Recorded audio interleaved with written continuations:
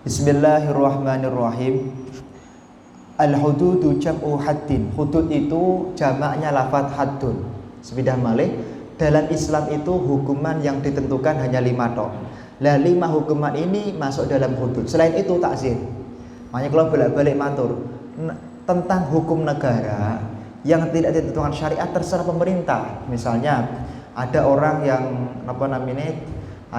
yang melakukan perbuatan, misalnya ada siswa lompat pagar, ini kan gak ditentukan syariat. Nah, karena tidak ditentukan syariat maka masuknya bab takzir. Sedangkan hudud itu adalah tindak-tindak pidana atau perbuatan dosa yang hukumannya ditentukan oleh syariat. Seperti itu. Wal haddu asluhu ma yujzihu bihi baina syai'ani fayumna'u ikhtilatuhuma. Summiyat hadhil uqubat hududan likauniha tamna'u 'anil mu'awadah. Kenapa kok namanya hudud? Karena hudud itu adalah maknanya batas. Kenapa? Karena tindak pidana ini tidak bisa diwakilkan. Misalnya ada orang yang berzina, apakah hukumannya bisa diwakilkan kepada orang tua? Nggak bisa. Apa kalau ada orang membunuh, apakah bisa hukumannya digantikan oleh orang lain? Tidak bisa. Makanya namanya hudud. Seperti itu. Wa yutlaqul haddu ala taqdir wa hadhihi al-hudud miqdaratun minasyari'. Hudud itu sudah ditentukan syariat, gak bisa ditambah-tambahi. Wah, kamu zina, maka hukuman kamu tidak cuma dihukum rajam, tapi kamu juga disiksa dulu misalnya, gak bisa seperti itu. Makanya kula termasuk orang yang menolak hukuman tembak. Kalau hukuman tembak itu menyisakan waktu 11-20 menit untuk kesakitan. Beberapa ngapunten tidak pidana terorisme negara kita itu ketika ditembak oleh pemerintah dalam fikih hudud mereka masih kesakitan. Kula kagungan datanipun, kula kadang-kadangipun kebetulan itu tesis S2 saya tentang fikih perbandingan madhab dalam urusan tindak pidana mati. Ternyata mereka nggak langsung mati, Pak, tapi ada jeda sekian menit kesakitan baru kemudian mati. Seperti itu. Nggak boleh ada hukuman lain kecuali yang telah ditentukan oleh syariat. Wa itlaqul haddu. Lah, kenyataannya kadang-kadang misalnya si fulan ini tertangkap. Karena tertangkap kemudian ada banding, kemudian kasasi, kemudian penunjukan kembali. Negara kita loh, banding, kasasi, penunjukan kembali. Itu kadang-kadang sampai 10 tahun. Nah, selain dia nanti adegan hukumannya mati, maka dia juga nanti akan terkena yaitu siksaan selama di penjara 10 tahun. Dan seperti ini tidak dibenarkan oleh syariat, tidak dibenarkan. Kalau memang salah ya dan segera disalahkan. Kalau memang hukumannya mati ya segera dihukum mati, jangan sampai disiksa. Gitu, nggak boleh. Kan kenapa? Karena ada sebuah hadis, tilka hududullahi fala taqrabuha. Tilka hududullahi fala taqrabu ala fi'li fihi syai'un muqaddarun nahwu qauli wa may yata'adda hududallahi faqad dzalama nafsah. Kalau orang itu berlebihan di dalam melakukan hudud, sungguh dia adalah orang yang mendolimi dirinya sendiri. Enggak boleh. Misalnya orang zina dicambuk 100 kali, kok ditambuk 110 kali, 111 kali atau 101 kali, maka 1 kali itu dianggap zalim menurut Allah Subhanahu wa taala. Enggak boleh. Makanya jangan tergesa-gesa menghakimi, kemudian menjustifikasi atau menuduh orang melakukan tindak kesalahan atau jinazah. Hadis pertama di dalam kitab Bulughul Maram, babu hadis zina, bab yang menjelaskan mengenai masalah zina. Ini penting. Kenapa kau didahulukan ya? Karena ini biasanya yang kesusu masyarakat. Dan masyarakat itu sidik-sidik teng kamar terus, dia kumpul kebo terus diviralkan. Gak boleh seperti itu. Dia selain mendapatkan hukuman syariat, nanti akan mendapatkan hukuman yang lain, yaitu dia akan merasa malu, tidak boleh menambah-nambahi hukuman.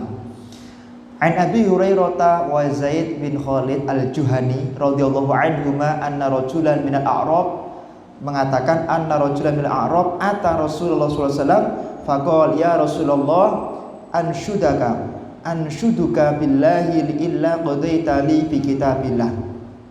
Ada seorang Badui, Arab Badui, sowan kepada Nabi Muhammad sallallahu alaihi wasallam. Beliau mengatakan, wahai Rasulullah, nyuwun tulung Kanjeng Nabi, kula dipun paringi hukum. So, kemotan nggih, di zaman Rasulullah tidak ada fikih, tidak ada kitab fikih. Kenapa? Karena semua masalah-masalah langsung disuangkan kepada Nabi Muhammad SAW. Dikatakan annama ala ibni jildu mi'atin wa taghribu amin. Kanjeng Nabi, saya itu punya anak perempuan, bahwasanya anakku itu menjadi buruhnya si fulan ini. Kemudian anakku laki-laki itu berzina dengan istrinya tuannya sendiri. Jadi ada orang Badui punya anak laki-laki berzina dengan istri bosnya, kira-kira begitu. Kanjeng Nabi, saya dengar-dengar anakku ini harusnya dicambuk 100 kali ya Kanjeng Nabi. Kemudian ditaghrib, diasingkan ya Kanjeng Nabi. Benar apa tidak kira-kira Kanjeng Nabi? Faqala Rasulullah SAW, walladzi nafsi biyadi la uqdiyanna bainakuma bi kitabillah al-walidatu wal ghanamu raddun alaika. Kanjeng Nabi, mbok pilih angsal Kanjeng Nabi, kula pengen tak ganti 100 kali cambukan tadi dengan 100 ekor unta Kanjeng Nabi. 100 ekor domba, ngapunten, ghanam, domba. Sama tak kasih tambahan bonus, yaitu budak perempuan yang salimatun alil uyub, budak perempuan yang sehat dan bisa dipekerjakan. Kira-kira bisa nggak Kanjeng Nabi hukuman zina itu diganti dengan seperti itu? Ini dia itu pengen anaknya itu ya tidak dihukum gitu. Kemudian Kanjeng Nabi mengatakan wa ala ibnika jaldu mi'atin wa taghribu amin wa hudu ya unes ila imra'atin hada fani atarafat farjumha. Dikatakan, wahai fulan, sungguh hukuman zina itu tidak bisa diganti dengan apapun. Karena anak kamu berzina, maka anak kamu laki-laki karena belum menikah maka dicambuk 100 kali dan diasingkan selama 1 tahun. Hukuman zina niku napa Pak? Dicambuk 100 kali dan diasingkan selama setahun. Diasingkan jaraknya berapa? Menurut kitab Rahmatul Ummah fi Ikhtilafil A'immah, jaraknya niku masafatil qasri. Berapa? 81,6 km jaraknya. Naudzubillah, misalnya ada yang zina di sekitar Solo, maka harus diasingkan. Diasingkan tuh enggak di penjara loh, enggak. Tapi ya pokoknya jangan sampai masuk ke kota itu dulu selama yaitu 1 tahun dengan jarak 81,6 km. Nah, dan dicambuk 100 kali dulu. Kemudian kalau istrinya, maka dirajam. Istrinya harus dirajam, yaitu dipendem tenggene alun-alun. Kemudian setiap orang yang lewat disuruh lempar pakai batu sampai dia mati. Ini hukuman zina. Cuman ngeten, orang bisa dihukum zina itu tidak kemudian hanya dengan tuduhan atau perkiraan saja. Tapi benar-benar ada 4 orang yang melihat itunya laki-laki masuk kepada itunya perempuan. 4 orang lihat enggak melalui kaca misalnya. Misalnya ada orang zina di sana, naudzubillah, saya melihat dari sini enggak bisa karena ada kacanya. Atau lewat HP enggak bisa, harus benar-benar cer. Makanya ketika ada lembaga negara yang melegalkan CCTV untuk sebagai alat bukti perzinaan, saya kira dalam syariat belum dibenarkan atau belum bisa diterima. Kemudian setelah itu ada putusan dari Rasulullah atau hakim. Kalau itu terjadi baru bisa dihukum zina. Jadi tidak sederhana, Pak. Makanya orang itu kemudian di kamar berdua kemudian langsung diarak, nggak boleh. Itu melanggar atau dibenci oleh Nabi Muhammad SAW. Tidak boleh. Ya minimal ketika ada orang kumpul kebo di kamar dibawa ke kelurahan, biar nanti Pak Lurah, yang lain pergi saja, Pak Lurah dan pihak berwajib kemudian memutuskan apa hukuman yang tepat untuk si fulan ini. Karena kalau nggak ada 4 saksi maka hukumannya tidak hukuman hudud tapi hukumannya takzir. Karena merasakan masyarakat ya dihukum apalah, terserah, didenda atau diapakan. Tapi tidak boleh dicambuk karena dia tidak melihat 4 orang itu. Dikisahkan di dalam kitab Fiqhul Hikayah, dulu ada seorang di kota Madinah niku ghasilatul mayyit. Jadi seorang perempuan tukang mandikan mayit. Ketika dia melihat ngapunten bunduipun mayit, pantatnya, bukan pantatnya, verjinya mayit perempuan yang dimandikan tadi, ya perempuan memandikan mayit perempuan itu hitam. Kemudian dia mengatakan, jadi memfitnah gitu, memfitnah. Ini pasti suka berzina, ini pasti suka berzina. Ketika dia gini-gini kan sambil membersihkan, tiba-tiba tangannya keblowok. Kisah ini nyata di zaman Imam Malik. Keblowok begitu. Ketika keblowok ke dalam anunya apa namanya pantat apa virginnya si perempuan tadi, maka kemudian dia narik, nggak bisa, masuk ke dalam virginnya mayit tersebut. Kemudian keluarganya tok, ada apa di dalam kok nggak keluar, apa sudah butuh kain kafan atau belum? Nggak keluar karena memang tangannya belum keluar. Setelah itu keluarganya terus dodok, terus dipaksa dia dibungkah, ternyata di dalamnya tangannya si perempuan tadi masuk ke virginnya si mayit. Kemudian dia bercerita kenapa sebabnya gini. Setelah bercerita bahwa dia menuduh si mayit adalah berzina, maka kemudian didatangkan para mufti, para ulama untuk memberikan fatwa di situ. Wahai para ulama, kira-kira harus bagaimana nih? Tangannya nggak bisa ditarik. Ulama pertama mengatakan tangannya si fulan harus dipotong. Wah, kemudian tangan dipotong, jadi ikut dikuburkan. Ulama yang kedua mengatakan yang dipotong virginnya mayit harus dipotong. Kenapa? Karena menjaga yang masih hidup harus diutamakan daripada menjaga yang telah mati. Tapi ulama pertama mengatakan harokatul hayy ka harokatil hayy, harakatul mayit ka harakatil hayy. Keadaan mayit itu seperti orang hidup. Jadi kalau virginnya dipotong atau dioperasi begitu, dia juga akan kesakitan. Terus bagaimana ini?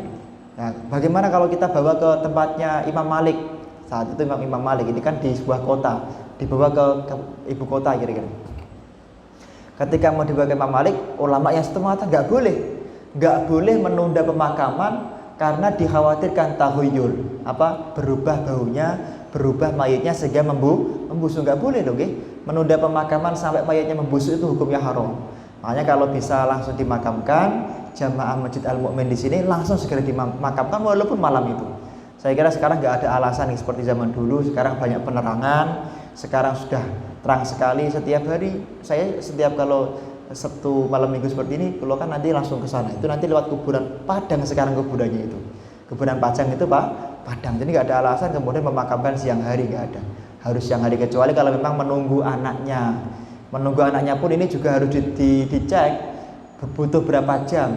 Kalau sampai menunggu berhari-hari, jenazahnya berubah sampai taghayur membusuk, hukumnya menjadi haram. Maka kenapa kok jenazah itu bawahnya dikasih kapur barus, dikasih lampu, bukan lampu, lilin, kemudian dikasih dan lain sebagainya? Bukan kok karena menyembah jin atau bagaimana, bukan. Karena dikasih lilin itu biar jenazahnya tidak deketi sama gegermetan itu. Karena seperti gegermetan itu kan mencium baunya si mayat, maka dikasih itu sejak zaman dulu. Kemudian dikasih kapur barus, tujuannya apa? Biar tidak segera membusuk gitu kapur barus. Kemudian bagaimana nih? Delalah Imam Malik itu dengar ada kasus itu, langsung beliau menuju ke sana tanpa dibawa ke Imam Malik. Jadi kalau dibawa ke ibu kota kan terlalu lama itu, nanti membusuk. Imam Malik memberikan satu fatwa, gini aja, semuanya keluar. Ini kalau menghakimi masalah perzinaan tidak boleh ada yang tahu, karena ini adalah urusan yang sifatnya pribadi. Masuk ke kamar bersama saya di fulan, kemudian jenazahnya sang memandikan tadi tangannya masih di dalam begini, kemudian sama keluarganya satu mungkin. Wahai perempuan, kamu ngapain sama jenazah ini? Dia mengatakan saya menuduh zina, sehingga tangan saya keblowak ke dalam, nggak bisa keluar. Maka Imam Malik, seorang yang alim, seorang yang berilmu tinggi, Imam Malik mengatakan bahwa solusinya adalah ambilkan cambuk orang ini atau pemandian ini, memberikan ini 100 kali. Setelah dicambuk 100 kali, tangannya bisa keluar. Apa maksudnya, Pak? Orang yang menuduh zina itu hukumannya 100 kali cambuk. Makanya jangan mudah-mudah kita mengatakan, kumpul kebo nang kamar, jelas kumpul kebo itu kan berarti memasukkan alat kelamin. Gak boleh seperti itu. Kalau jenengan gak lihat sendiri, jangan mengatakan kumpul ke kebo. Cukup katakan meresahkan masyarakat ini aja. Atau mungkin melakukan perbuatan yang tidak dibenarkan syariat. Jangan sampai ada kalimat zina atau ada kalimat yang tasyabuh li zina. Gak boleh. Apalagi kemudian diarak dengan telanjang dan dihakimi, ini bukan tidak dibenarkan syariat. Dikatakan tadi apa? Itu termasuk perbuatan yang zalim. Tapi harus ditegasi, Pak. Jangan sampai kemudian masyarakat sini itu membebaskan. Misalnya di sini ada kos-kosan, Kos-kosan itu harus benar-benar detail. Apa namanya? Yang ngekos di situ tuh KTP-nya suami istri atau tidak. Kalau misalnya tamu kos lawan jenis tuh sampai mana batasnya harus jelas. Jangan sampai kemudian dibebaskan sehingga satu kemaksiatan itu membuat satu kampung sini tidak mendapatkan rahmat dari Allah Subhanahu wa taala. Hotel, kos dan seterusnya. Paham nggih? Makanya ini harus dicek karena pernah kami sampaikan di Idul Adha kemarin, Sayyidina Ibrahim alaihissalam atau Sayyidina Sulaiman itu pernah beliau protes kepada Allah Subhanahu wa taala, "Ya Allah, umatku yang maksiat cuma 2-3 orang, tapi kenapa kok satu negara ini dapat musibah semua?" Kemudian tiba-tiba kakinya Nabi digeremeti sama semut banyak 100 atau 115 semut itu. 1-2 semut gigit. Kemudian semua semutnya dikeplek-keplek sama Kanjeng Nabi. Kemudian Allah protes, Nabi Ibrahim, Nabi Sulaiman, kamu tuh bagaimana? Yang nyokot cuma satu semut kok semuanya kamu sakiti, kira-kira begitu. Kemudian beliau sadar bahwa terkadang musibah itu bukan karena kemaksiatan panjenengan, bukan. Tapi karena kemaksiatan satu orang yang tidak pernah kita perhatikan, yang tidak pernah kita nasihati, akhirnya apa? Akhirnya membuat satu kampung diberi gelap dari rahmatnya Allah Subhanahu wa taala. Jadi jangan gampang-gampang. Jadi kalau ada perempuan masuk ke rumahnya tetangga kita, kok mencurigakannya, kita harus ikut handar beni, ikut membantu, ikut mengecek. Makanya jangan acuh-acuh dengan tetangga, ini bahaya sekali. Alhamdulillah nggih, piye-piye masyarakat sini itu masih ada sholat berjamaah di masjid, walaupun mungkin tidak begitu aktif seperti di kampung ya, tapi dengan sholat di masjid kita saling tahu tetangga kita yang ini begitu. Lah, di sini ada ibrah yang bisa kita ambil bahwa hukuman zina tidak bisa diwakilkan, tidak bisa.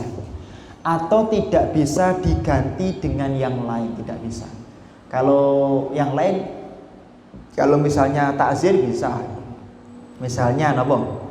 Misalnya ada orang yang melakukan gratifikasi ya.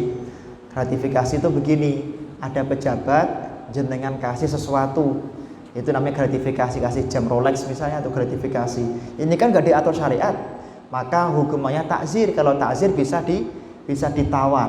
Pak, daripada saya dipenjara 5 tahun penjara, maka tak ganti 5 miliar rupiah. Boleh seperti itu karena tidak diatur oleh syariat. Menghina orang lain 513 KUHP misalnya, itu kan tidak diatur syariat, menghina, mencaci. Maka misalnya kan di undang-undang 6 bulan penjara itu, 6 bulan gini aja, kamu maafkan saya karena kamu tak hina, tapi nanti aku kasih kamu uang 65 juta rupiah. Boleh-boleh saja karena tidak diatur syariat. Wa an Ubadah ibn Samit radhiyallahu anhu qala Rasulullah sallallahu alaihi wasallam, khudu anni faqad ja'ala Allahu lahunna sabila. Dikatakan ambillah hukum dari Nabi Muhammad SAW. Jadi kalau Kanjeng Nabi masih hidup, hukum itu langsung dari Rasulullah. Kemudian dikatakan bagi mereka yang melakukan perzinaan, Allah telah menentukan hukumannya, yaitu apa? Al-bikru bil bikri jaldu mi'atin. Ayat yang membaca jildu mi'atin. Kalau masih perawan, maka dicambuk 100 kali masih perawan. Dikatakan wa nafyu sanatin, dan diusir selama setahun dari negara, bukan diusir, diasingkan. Bukan diusir, diasingkan, dan tetap mendapatkan fasilitas gitu. Wa sayyibu bi sayyibi jildu mi'atin. Kemudian bagi seorang janda atau perempuan yang sudah menikah, kalau dia melakukan perzinaan, maka hukumannya adalah hukuman dicambuk 100 kali plus rajam. Jadi kalau mengikuti hadis ini, hukumannya seorang pezina nikus yang sudah menikah 100 kali cambuk plus rajam. Seperti itu. Tapi kalau mengikuti hadis yang pertama tadi, hukumannya cukup rajam saja. Memang ulama 4 mazhab berbeda pendapat seperti itu. Ada yang mengatakan rajam dan cambuk boleh kedua-duanya, ada yang nggak boleh cuma rajam tok. Ini terjadi perbedaan pendapat di antara ulama 4 mazhab seperti itu.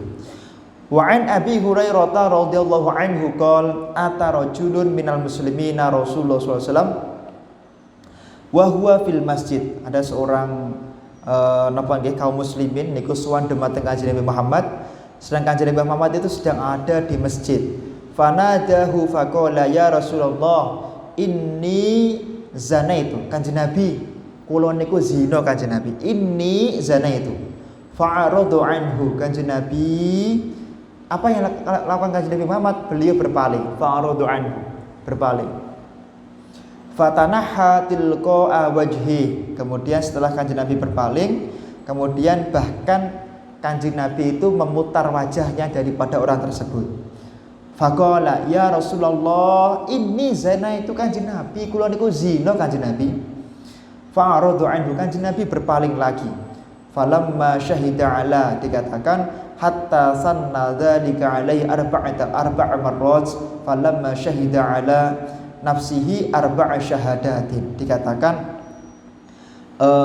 ketika orang tersebut telah mengulang ucapannya 4 kali, Kanjeng Nabi kula pun kadung zina Kanjeng Nabi, maka saat itu beliau bersaksi bahwasanya beliau itu telah demi Allah Kanjeng Nabi saya telah berzina, demi Allah Kanjeng Nabi saya telah berzina, demi Allah Kanjeng Nabi saya telah berzina. Ketika dia telah bersaksi 4 kali, baru kemudian Kanjeng Nabi mengatakan da'ahu Rasulullah SAW faqala abika junun qala la qala fahal ahsanta qala na'am qala Rasulullah SAW idhabu bihi farjumuhu. Dikatakan Kanjeng Nabi itu saat ditanya begitu bahkan sudah ngaku 4 kali, Pak.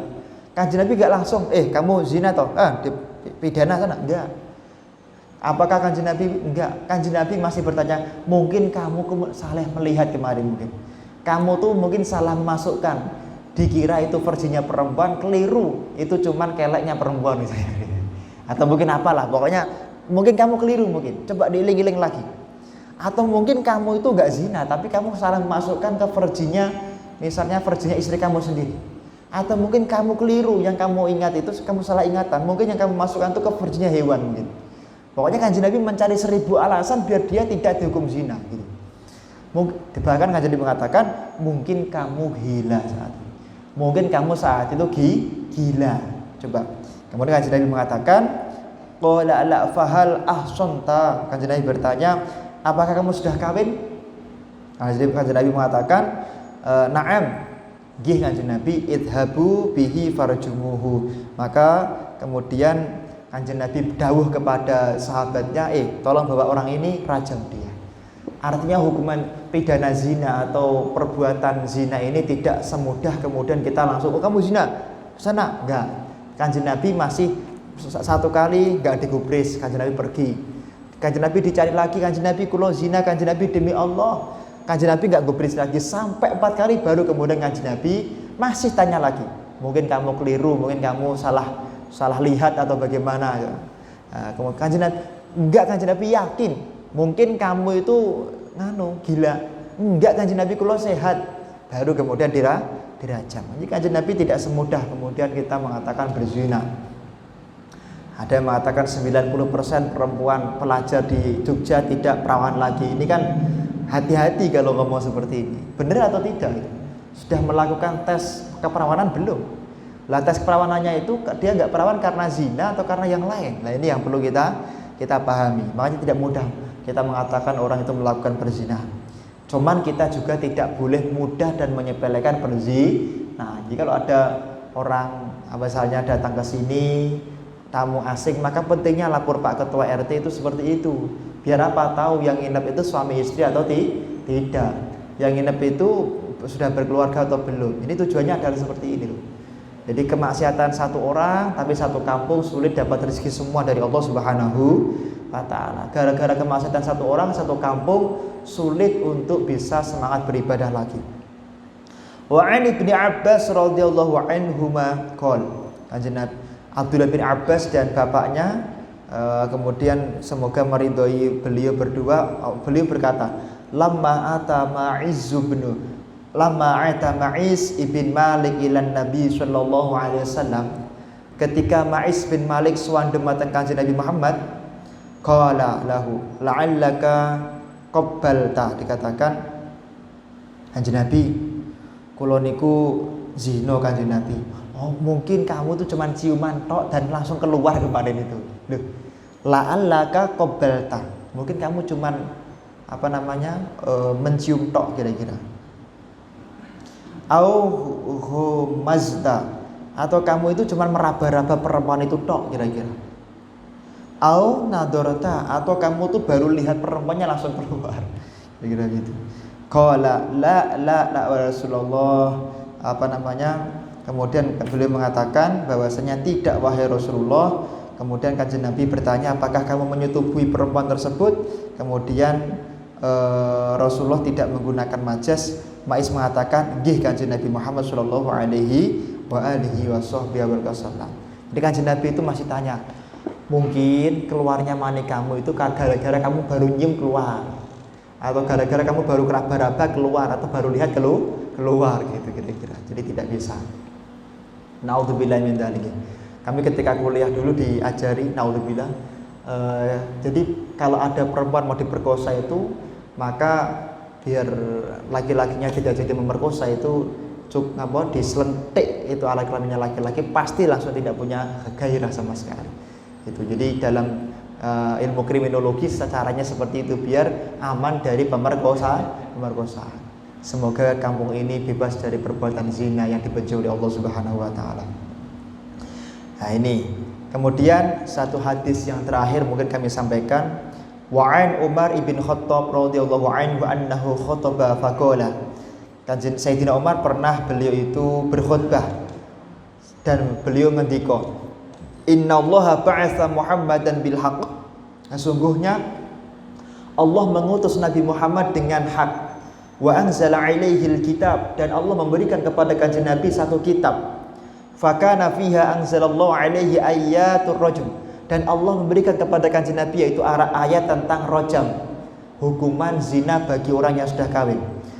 Qara'naha wa wa'ainaha wa aqalnaha. Dikatakan oleh Sayyidina Umar bahwasanya bacalah, pahami dan sadari serta hayati. Farajama Rasulullah sallallahu alaihi wasallam wa rajamna ba'dahu. Dikatakan kanjeng Nabi kemudian melakukan rajam, dan setelah itu siapapun yang melakukan hukuman zina juga dirajam oleh Nabi Muhammad sallallahu alaihi wasallam.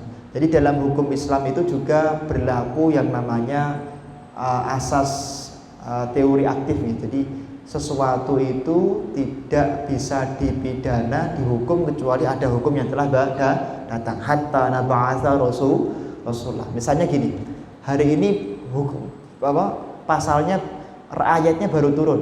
Ternyata dia zinanya kemarin, maka belum bisa dihukum zina dengan ayat yang hari ini turun. Hari ini ayat tentang sarikoh turun, tentang ayat wasarikoh pencurian. Kemudian dia mencurinya kemarin, maka nggak bisa dihukum. Hukumannya tidak boleh pakai ayat itu, tapi menggunakan takzir. Atau misalnya begini, hukuman khomer, larangan minum arak itu kan baru sekitar tahun 2 Hijriah. Sedangkan berarti bagaimana ketika kanjeng Nabi di Mekah ada sahabat yang minum arak, maka tidak bisa dihukum, dihukum dengan hukuman cambuk 80 kali.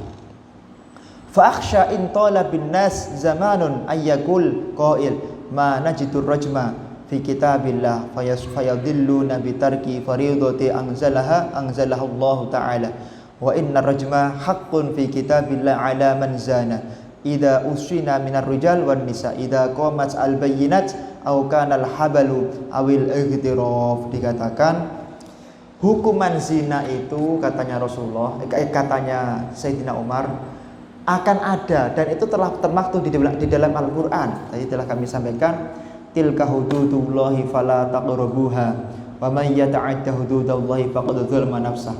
Jadi di dalam Al-Qur'an telah disebutkan seperti itu, dan kanjeng Nabi telah mengatakan itu. Para sahabat khawatir. Sayyidina Umar, ayat tentang rojam itu kan adanya di hadis, tidak di dalam Al-Qur'an. Saya khawatir di akhir zaman nanti akan ada orang-orang sesat yang mereka itu hanya mengatakan Islam itu dari Quran saja, bukan dari Muhammad. Ini sudah ada atau belum ini? Sudah ada Pak zaman sekarang. Beberapa aliran Islam itu yang dia tidak mau pakai hadis, karena hadis ini dianggap omongannya Muhammad, bisa dibuat-buat oleh Muhammad penuh nafsu dan seterusnya. Kami membaca satu kitab sebenarnya segini, ada kalimat di sana bahwa nabinya Islam itu bukan Muhammad. Muhammad itu orang yang telah merubah-rubah Ini ada dan pengikutnya banyak di dunia ini. Kami membaca ini. Kalau pengikutnya ditanya, waduh, ya enggak, kami enggak seperti itu. Ya kenapa? Karena Anda enggak baca kitabnya Anda. Ya. Kamu tidak membaca kitab babonnya kamu, gitu. Paham? Ini.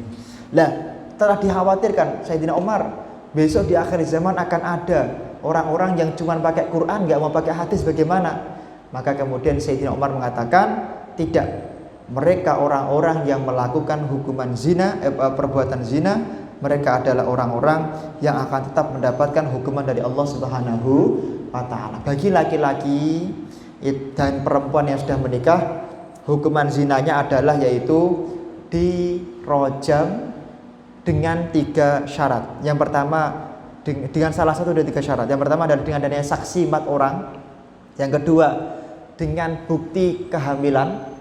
Yang ketiga dengan adanya bukti pengakuan. Jadi kalau misalnya nggak ada 4 orang melihat dalam perzinaan, tapi dia mengaku, Pak saya berzina, maka bisa dihukum zina. Atau dia nggak ada saksi dan dia nggak ngaku tapi hamil, maka dia harus mengaku dengan siapa dia melakukan perzinaan. Nah kalau ketika dia sudah mengaku, misalnya kalau Pak yang menjima 4 orang bagaimana Pak? Dia diperkosa oleh 5 orang misalnya, yang kena pidana yang mana? Maka di sini para ulama berpendapat 4-4-nya terkena pidana. Di 4 orang tadi yang memasukkan virginnya kepada perempuan tadi semua kena pidana atau kena zina aja. Tapi kalau di Indonesia diapakan? Di Indonesia tidak pakai Pak? Di lotre, ya di lotre. Di beberapa tempat kita dapat jadi kalau ada perempuan diperkosa secara bersama-sama begitu, maka di lotre siapa bapaknya. Boleh nggih. Jadi surat An-Nur ayat 3 itu mansuh Pak. Mansuh itu sudah tidak dipakai hukumnya. Hati-hati kalau membaca Al-Quran. Kami sering mendapati orang menggunakan ayat ini sebagai dasar tidak boleh menikah seorang pezina itu kecuali dengan yang menzinai. Ayat ini sepindah malih mansuh. Mansuh niku napa? Tidak dipakai hukumnya karena ada ayat baru yang turun.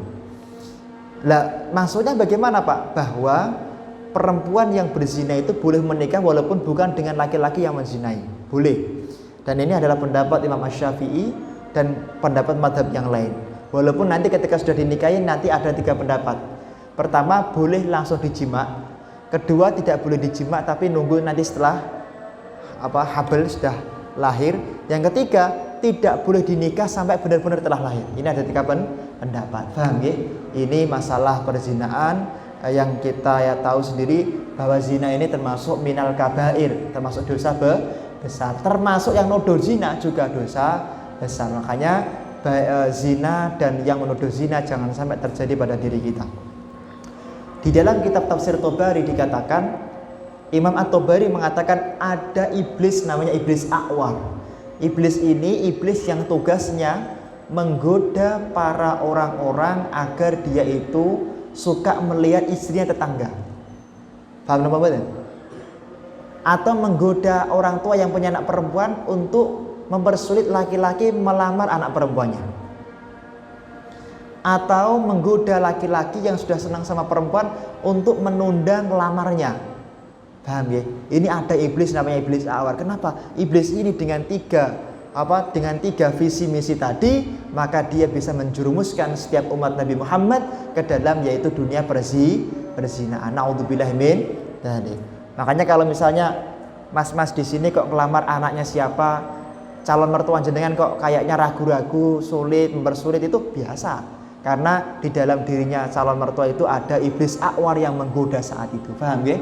Maka jenengan kalau melamar anaknya siapa gitu, terangkan dulu Pak. Ampun supi lho Pak, ampun ragu-ragu jenengan mungkin ragu-ragu goro-goro digoda iblis A'war ini. Malah gak diterima sampean. Sampun nggih, mugi-mugi